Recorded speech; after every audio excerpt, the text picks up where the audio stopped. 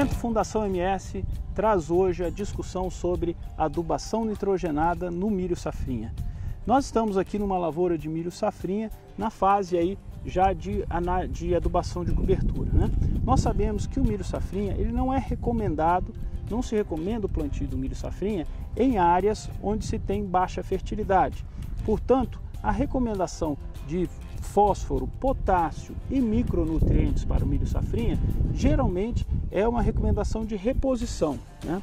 E com relação ao nitrogênio, aí sim nós temos que ter uma preocupação a mais. Até o momento nós temos recomendado aí em torno de 35 a 40 quilos de N na base, no plantio, e não temos, os resultados da Fundação MS não têm mostrado respostas à adubação de cobertura. Mas parece que essa situação está mudando, né, Renata? Isso, Renato.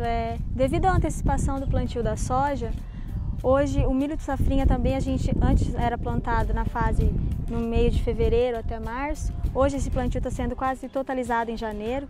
Então a gente está notando que o alto investimento na adubação dos produtores, mais uns híbridos de alto investimento, estão dando resposta à adubação nitrogenada. Geralmente o milho ele faz uma extração de 120 a 150 kg de N, e geralmente de 80 a 100 kg a própria cultura, no caso a cultura anterior, no caso a soja e a matéria orgânica do solo, fornece esse nitrogênio de 100 a 80 kg. O restante a gente está colocando adubação na base de 40 a 80. Essa adubação ela também pode ser realizada na base de cobertura. Nessa fase do milho, no caso aqui, ele está indo para o V2, é a fase mais recomendada de se realizar a adubação. É a fase que o milho tem uma maior exigência para o nitrogênio, porque a sua resposta produtiva, a definição de produtividade do milho vai até a fase do V6. Então é nessa fase que a gente deve realizar a adubação.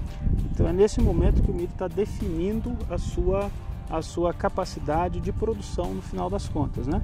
E aí as adubações nitrogenadas elas vão ter um papel fundamental nesse momento.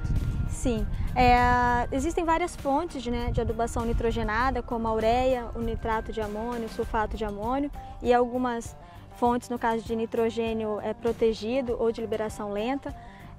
Geralmente o que é recomendado para se realizar uma adubação de cobertura é o sulfato de amônio ou esses fertilizantes de liberação controlada. Então, Renata, quer dizer que a volatilização da ureia tem um risco muito grande de acontecer, a volatilização de amônia, né, no caso, e algumas condições favorecem isso, né? Sim. Geralmente, nas regiões aqui do nosso estado, altas temperaturas, umidade e a própria cobertura do solo favorece esse processo de volatilização. Então, o ideal é que se realize essa adubação de cobertura quando o solo esteja um pouco mais seco, uma temperatura mais amena, ou com previsão de chuva em seguida, ou com uma própria garoa, é o mais adequado para realizar a adubação nitrogenada. Isso. Então, a adubação nitrogenada em cobertura, embora a gente não tenha resultados de pesquisa até o momento indicando para esses plantios aí de final de fevereiro, início de março, né, como os resultados que nós temos anteriores, essa antecipação do cultivo do milho tem gerado respostas à adubação nitrogenada em cobertura. Então, mas isso tudo quando nós estamos falando aí acima de 100 sacos de milho por hectare, né, Renata? Sim. Ou seja, quando a gente espera uma produtividade maior, ou seja, quando nós fazemos o plantio antecipado, com híbridos de alto investimento, né, ou condições adequadas, aí sim nós podemos pensar em produtividades aí acima de 100 sacos, em torno de 120, 130 sacos, onde sim é recomendada uma adubação de cobertura.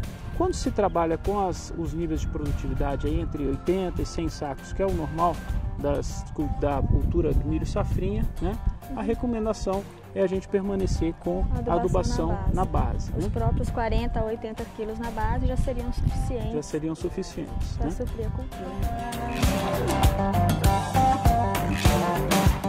Chegamos ao final de mais um Momento Fundação MS. Obrigado, Renato, pela sua participação. Obrigado, Renato. Fica aí mais uma dica ao produtor rural. Isso, e agradecemos aí a parceria dos Fazendas e Negócios TV e convidamos aos telespectadores para o próximo programa na próxima semana. Muito obrigado.